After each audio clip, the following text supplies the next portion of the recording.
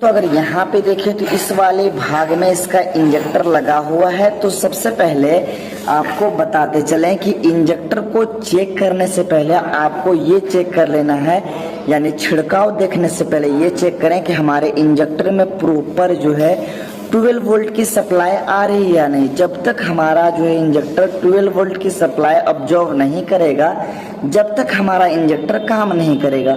तो चलिए सबसे पहले आपको हम सप्लाई चेक कराते हैं कि इसके अंदर मल्टीमीटर से कि सप्लाई प्रॉपर मिल रहा है या नहीं। आपको स्टेप जिस तरह से बता दे रहे हैं बस वही स्टेप यूज कीजिएगा, अदर स्टेप यूज ना करें। ये देखिए मैंने इंजेक्टर वाले लाइन को ओपन कर लिया है। अब आपको हम इसका सप्लाई चेक कराते हैं। ये तो यहाँ पे अगर आप देखें तो इसके अंदर 2 वायर लगे होते हैं। एक वायर है इसका पिंक कलर का और एक वायर है ब्लैक कलर का। तो जो पिंक कलर का वायर है वो ECU से कनेक्ट है और ECU ही डिसाइड करता है कि कब कितना फ्यूल का छिड़काव होना चाहिए। ये तो पिंक कलर का वायर ECU के पास चला गया। अब बच गया एक ब्लैक कलर का वायर। तो होंडा की गाड़ियों में जो ब्लैक कलर का वायर होता है उसके अंदर 12 वोल्ट की प्रॉपर सप्लाई होती है। तो चलिए आपको सप्लाई चेक कराते हैं कि 12 वोल्ट की सप्लाई इसके अंदर मिल रहा है या नहीं। तो मैकेनिक दोस्तों यहाँ पे अगर देखें तो मल्टीमीटर मैंने होल्ड कर दिया ताकि इसकी वोल्टेज को हम प्रॉपर तरीके से चेकआउट कर सके। तो यहाँ पे आपको वोल्टेज चेकआउट करवाएंगे। इसके लिए हमें जो 20 वोल्ट पे इसे मल्टीमीटर को होल्ड करना है और एक जो रेड कलर का इसका सिंबल होता है इसके इंजेक्टर वाले वायर के ब्लैक वाले वायर में ले लेंगे। आप स्टेप देखें और जब तक आप वोल्टेज चेकआउट नहीं कर लेते हैं जब तक आपका इंजेक्टर काम नहीं करेगा। तो अगर यहाँ पे देखें मैकेनिक दोस्तों तो इसके अंदर जो 13 वोल्ट का आ रहा है करंट, यानी जो है हमारा इंजेक्टर का सप्लाई एकदम प्रॉपर है। यहाँ पे जब तक वोल्टेज नहीं आता आपका इंजेक्टर काम नहीं करेगा।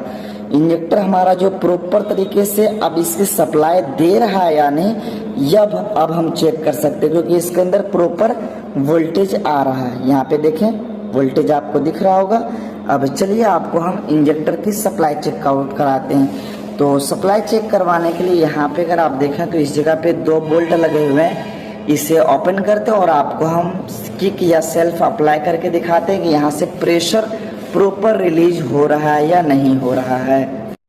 तो मैकेनिक दोस्तों काफ़ी मशक्क़त के बाद इसके इंजेक्टर को ओपन कर दिए क्योंकि इसके अंदर 2 बोल्ट होते हैं। आप खासा ध्यान रखें, एक इस तरह से 10 mm का बोल्ट होता है जो शॉर्ट बोल्ट होता है और एक इस जगह पे 8 mm का बोल्ट होता है जो लॉन्ग बोल्ट होता है। 8 mm का बोल्ट ऊपर रहेगा, 10 mm का बोल्ट नीचे रहेगा। जैसे आप इंजेक्टर को ओपन कीजिएगा तो यहाँ पे आपको एक इस जगह पे ओरिंग मिलेगा। खासा ध्यान रखें, ओरिंग वगैरह अगर मिसिंग करते हैं तो आपको बहुत ही ज्यादा प्रॉब्लम फेस करना पड़ेगा।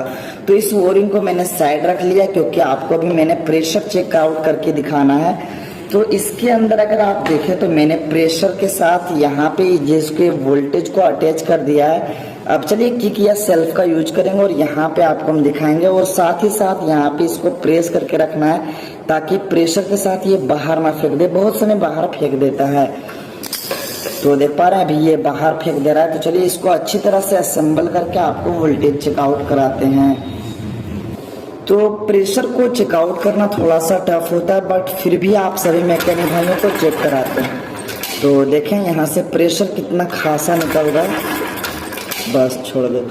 तो यही स्टेप आप देखें फ्यूल रिलेटेड मैंने कैसे चेकआउट किया। फ्यूल टैंक से प्रेशर ओके है, मोटर हमारा ओके है, मोटर के बाद हमारा इंजेक्टर में वोल्टेज ओके है, वोल्टेज के बाद हमारा इंजेक्टर का सप्लाई ओके है। तो इसी तरह से अगर आप स्टेप यूज कीजिएगा तो फ्यूल रिलेटेड का जो प्रॉब्लम आपका कंप्लीट सोल्यूशन निकल गया।